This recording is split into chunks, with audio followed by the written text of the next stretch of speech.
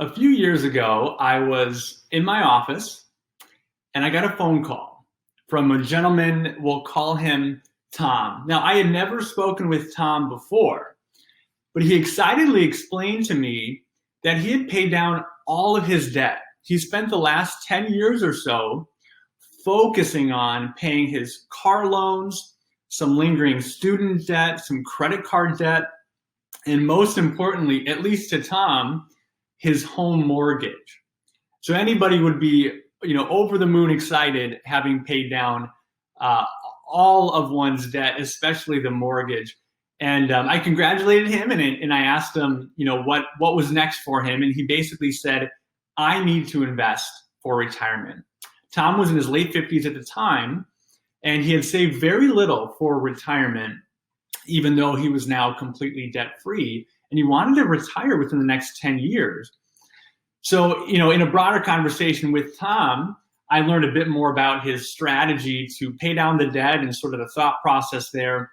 And what we discovered was that the interest rate on his past debt was only around 4%.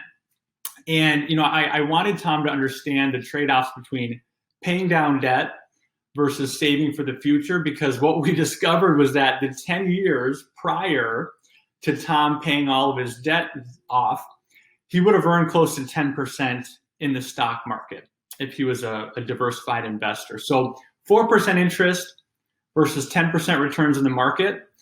Hindsight's 2020. It's easy to play Monday morning quarterback, but looking back, he would have been better off perhaps finding a balance between paying off some debt, saving for the future. And what that ultimately meant for Tom was redirecting nearly all of that freed up money each month that used to go towards debt payments, now to go into savings. So he was saving aggressively into 401k and IRA and all these savings vehicles for that retirement that was quickly approaching. And, I think back to that story because Tom really hit on one of the biggest misconceptions as it relates to personal finance or investing in general. And that's that you need to pay down all of your debt right away, right now. You should be debt-free, as soon as possible. And while that's true to some extent, I can certainly understand the emotional freedom that comes with that. You got to look at the numbers. And I encourage people to look at the trade-off between paying down debt and saving for the future, because that's my job. My name is Ben Smith, and I'm a certified financial planner, and I'm the founder of Cove Financial Planning, a fee-based fiduciary financial planning and investment management business with offices in Milwaukee, Wisconsin, and Chicago, Illinois. We work with clients all over the country in a virtual setting as well. And I have a lot of these conversations regarding these common misconceptions that come up with investing. I think it's easy to Google search and read articles about what you should do and what you shouldn't do. And, as RDNs and NDTRs, you probably see this all the time where people come to you and say, "Hey, I Google searched this.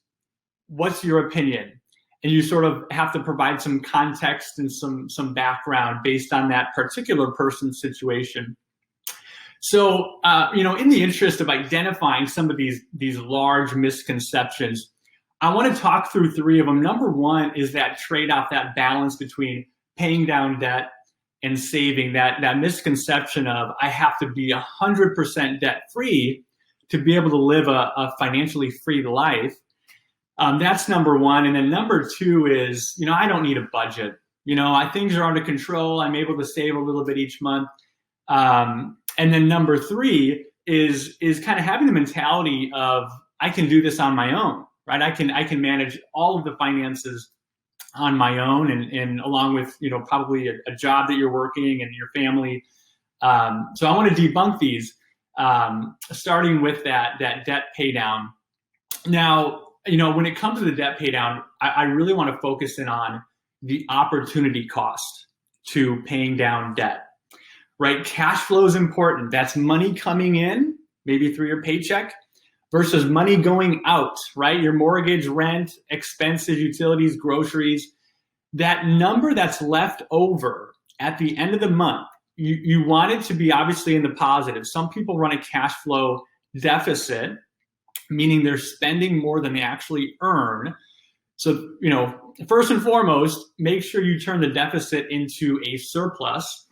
But when you do have a cash flow surplus, you probably have competing priorities, right? Maybe paying down debt, saving for a midterm goal like a cash reserve or a child's education. And then there are longer term goals like saving for retirement. And they're all competing. They're competing for your resources, your money, your time. And it's important to understand the opportunity cost in focusing on each of those things. And with regards to that balancing act, I'd say first and foremost, look at the interest rate on your current debt. So if you have, a home mortgage, if you bought a home recently, probably pretty low interest rate, being that rates are at historic lows. So congratulations on that. You've got a home mortgage. Let's say the interest rate is 3.5% right now. I understand the desire to funnel money towards that mortgage and eventually pay it off, hopefully early. But I want you to think about the opportunity cost of those dollars going towards the mortgage. Perhaps you're better served investing those dollars to some extent towards your future, right? If you have a long time horizon, a long period of time between now and when you'd like to retire, for example, you can take advantage of some real compounding. You look at the average returns of the stock market, high double digits, almost 10%. We'll have negative years, we'll have volatility like we've had, this year in 2020 so far. But generally speaking, you can earn a greater return than a 3.5% interest rate on your mortgage. So just numerically, just looking at the numbers, you're probably better off long term paying the mortgage and any excess dollars really focus on saving for the future once you have sort of a cash reserve already in place.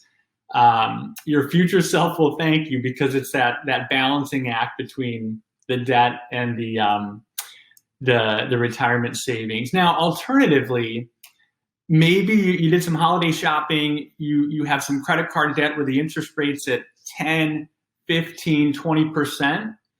Those are liabilities that you really want to focus on paying down as soon as possible.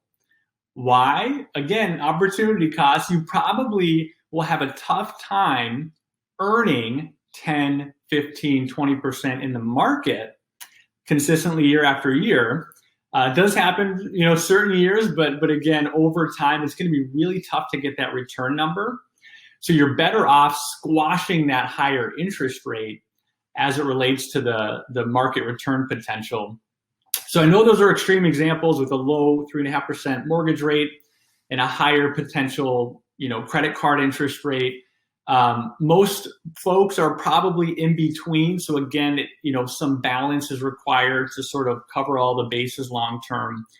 But that's really number one with the misconception of debt pay down versus saving. Number two is I hear this quite a lot, and it's this statement that, hey, I don't need a budget. I'm okay, right? I have money coming in. I'm doing the 401k savings. I've got an IRA. I'm even investing some taxable dollars or a brokerage account that's opened. I really encourage you to look closely at your cash flow, whether you think you're really, really comfortable or whether you're running a deficit each month. It's easier said than done, but you want to look back at prior bank and credit card statements. I encourage you to take a highlighter and highlight high priority expenses that really didn't bring you a lot of happiness. We all have them. And I think it's easy to look back and say, oh, shouldn't have done that. But looking forward, when you make those purchases, think to yourself, if I'm going to go back and highlight this expense item, am I going to be happy I made that purchase or not? And what you'll find, and I know a lot of people provide this feedback, is they're very aware of ongoing purchases when this exercise is done. I know it's not fun. Nobody enjoys putting a budget together necessarily, but really important because again, it all comes back down to cash flow, money in versus money out. And if you can create a greater surplus in your monthly cash flow, you're going to have more dollars to dedicate towards debt pay down, saving for future goals. And again, some of those purchases that are important to you that come up, you can make those with confidence. And then finally, the last misconception is about really handling the personal finances on your own. I'm biased as a financial planner, but just know I too get help with my own personal finances. I think a lot of it has to do with the accountability piece. And I bring up this analogy with getting a personal trainer at the gym, right? It's easy to show up and get some measurements taken and get kind of a diet plan, a meal plan in front of you. The hard part is showing up to the gym Monday morning at 7 a.m. to actually run through the workout, going to the grocery store and buying the foods that you need to be eating, preparing those foods. So, in summary, it's really about the implementation of some of these things. So, we all generally know what we need to do with finances. Spend less money, save more, don't take on a lot of debt. It's easier said than done, right? So we know what we have to do. It's hard to actually do it. So, you as dietetics and nutrition professionals, you see this probably every day. People that understand the healthy foods they need to eat, and the hard part is actually doing it, right? And so I think that having that mindset of, okay, I'm going to accept the help from professionals who this is all they do, right? These are the things that they look at and research every day. I think it's a really responsible mindset to have, and this is true of not only financial planners but CPAs and tax professionals. Mortgage lenders and insurance agents that aren't too salesy. And then similarly with estate planning attorneys, if you need a will taken care of or estate planning documents, that's all they do every day, and they can do it very efficiently.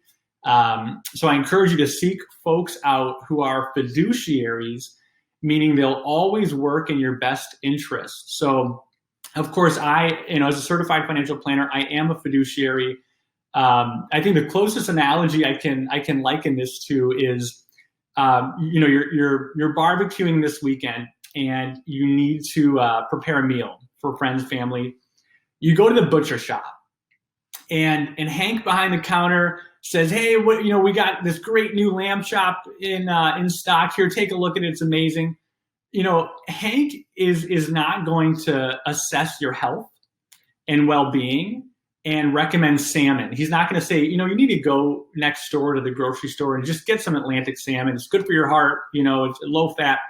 And alternatively, Hank, and he's not a bad person, but it's the way that business is set up, he's going to be incentivized to sell you what's on his shelf, right? So a lot of professionals, are not fiduciaries, and they're going to sell you products. So again, keep a lookout for that fiduciary language, folks who will always work in your best interest. And keep a lookout for other misconceptions. I know there are always these articles that come out online, things to avoid, things to keep in mind with regards to your personal finances. It's all, usually all very good in terms of the background and context, but it depends on your situation as an investor, right? So you don't want to take recommendations or advice that was meant to be sort of a blanket suggestion and implement it without looking at your own personal plan, your own forecasts, and all the fun things that come with financial planning. And I think by keeping a lookout for those misconceptions, your future self, when your legs are up on a beachside hammock, will thank you, because you will have made really confident decisions, not only today on high priority items like debt pay down, but you'd also be paying your future self eventually to live the life that you want to live, because that's what it's about at the end of the day. And I know that you as professionals understand that trade-off and some of the sacrifice that comes with that. Again, Ben Smith, certified financial planner with Cove Financial Planning. I do contribute to the Thrive series online. We write topics on debt pay down, estate planning, retirement, investing. Feel free to check that out or visit my website at coveplanning.com. Thank you.